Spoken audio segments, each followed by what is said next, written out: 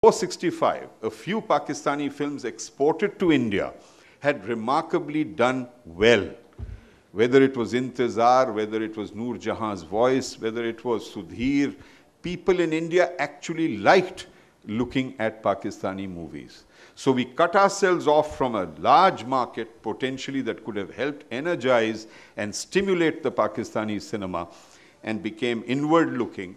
And that is where the regression began, becoming imitative of Bollywood and ending up making a complete mess of it. Until, hopefully, television, the challenge of television and other factors will revive it.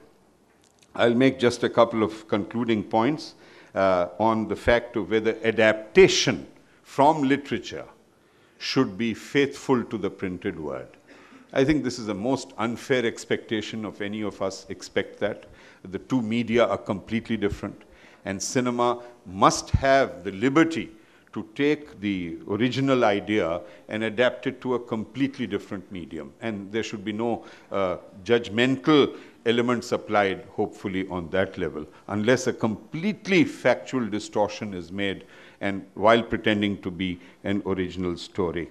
And very lastly, unlike print literature, which does not receive and should not receive any state financial aid, because you cannot imagine a novelist or a writer being able to write independently and creatively if he knows that his next monthly salary or stipend is going to come from Islamabad. Inevitably, that's going to have some influence. And especially in our system, where you do not have an independent, credible body handing out bursaries or grants to artists of worth. Whereas cinema deserves and needs state financial support. And the irony is, it does not deserve it in the Soviet Union, as it used to get, or in China. In the Soviet Union, they once made a version of a huge war epic. And after the film was complete, the director saw the final cut, and he said, I don't like it. And the state system had so much respect for this director that they said, fine, go back and reshoot it. And the state was willing to refinance an entire film. Now, that's paradise.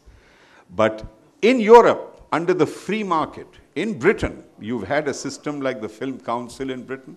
You have the European Film Finance System, where a percentage of cinema tickets is given to enterprising new filmmakers. We have no such system in Pakistan. And that explains partly the crisis of Pakistani cinema today. Iran produces outstanding cinema. India produces a great pluralism of cinema. And here we are, stuck with very few cinema theaters. Please go and visit Atrium Cinema and see how cinema going can be revived. And ultimately, the buck stops with you. When Ramchand Pakistani is shown, the cinema exhibitor, that cruel thing called a cinema exhibitor, will pull it out because Dabang or Babang or whatever will promise him more ticket sales than poor Ramchand Pakistani.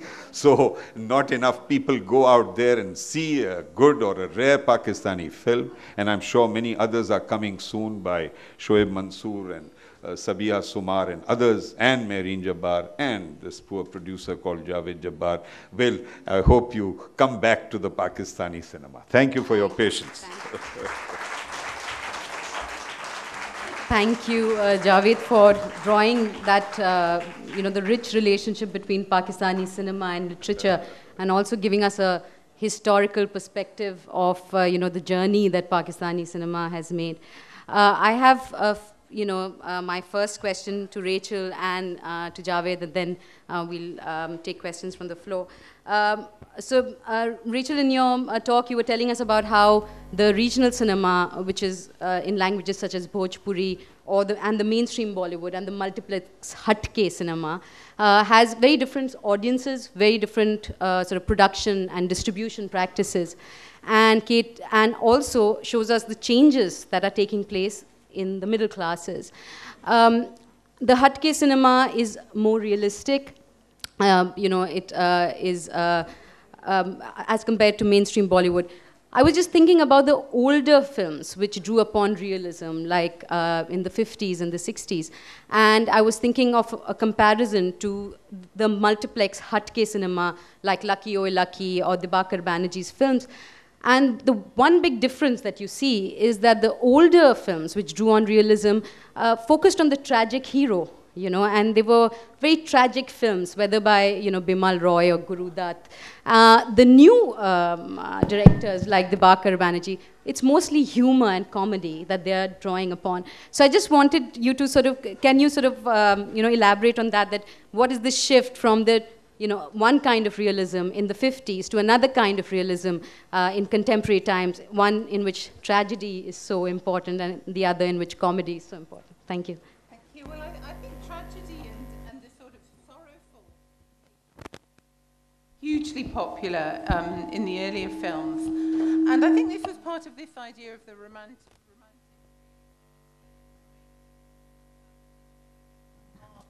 suffering went hand in hand. Compared to the the new idea, I think, which is that art and creativity can actually make you happy and successful, which is a huge change.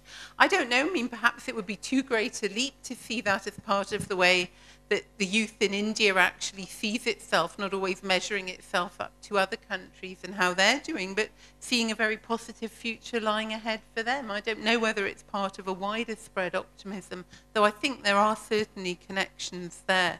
But the whole sort of sorrowful nature of films has gone, and I don't know about others, but I really miss those kind of Dard Bhare Geet and real weepies. And really, there doesn't seem to be a place for that anymore in the film industry. I don't think the youth nowadays wants to see that. I think the film that you can see this most starkly in is probably Dev D, because Devdas is the classic tragic hero. And when the contemporary version of Devdas is made, Dev D by Anurag Kashyap, the hero is rehabilitated in the end. Yeah. So Devdas doesn't die a tragic death. He bikes into the sunset with his girlfriend. So I think that is a big difference that you see in the change in the tragic hero persona in the film Devdas and its different versions. Yeah, no, I don't think the old Devdas really has a role to play nowadays. I don't think people are interested. And even when Shah Rukh Khan tries to play Devdas, it doesn't have quite the same impact it once had. And I'm going to ask one question each and then open up, and I have more questions. If the audience gives me the chance, I will ask them. My question to you really, there are two questions. One is that you talked about the relationship between the printed word and Pakistani cinema, and of course the thing that comes to mind when you think about Manto is the relationship between the progressive writers movement and cinema, which was a very rich relationship even in Bombay and also in Pakistan. And one also gets a sense from some of the writings of Manto and everything that these writers were in dialogue for some time after partition, with visits to Lahore by certain film stars, etc. And both in Bombay and in, I'm sure here too, there was a time when that relationship kind of disappeared between literature and the progressive movement and cinema. Could you tell us a little about that? What was this moment when that dialogue ended between India and Pakistan, between the writers and the filmmakers, and also that relationship between the progressive movement and cinema disappeared, and why? Thank you. I think it's a fracturing also of the political dialogue, the breakdown or the disruption of dialogue between writers, if it has happened. Because writers and artists have managed to create and sustain a kind of track two. Track two is more the diplomacy-oriented one, a track three dialogue. Despite the impasse in Pakistan-India relations on the artistic level, you find there is tremendous communication between people who want to communicate between both countries.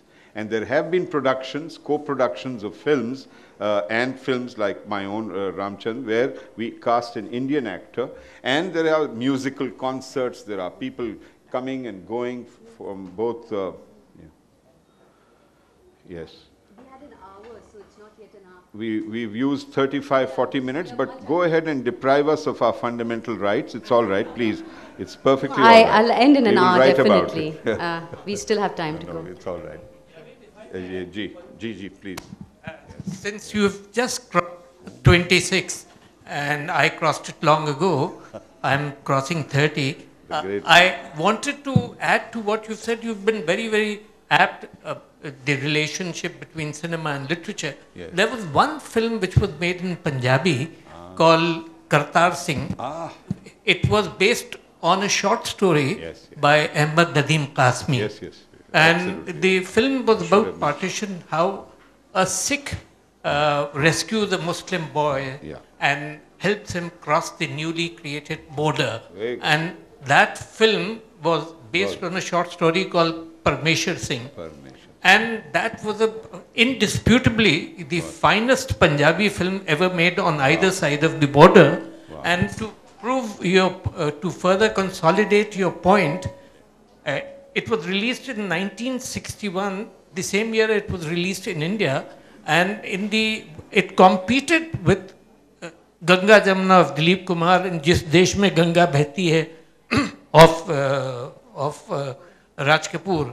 And it ran for 20 weeks in Delhi. So your point about competition makes a lot of sense. Thank you.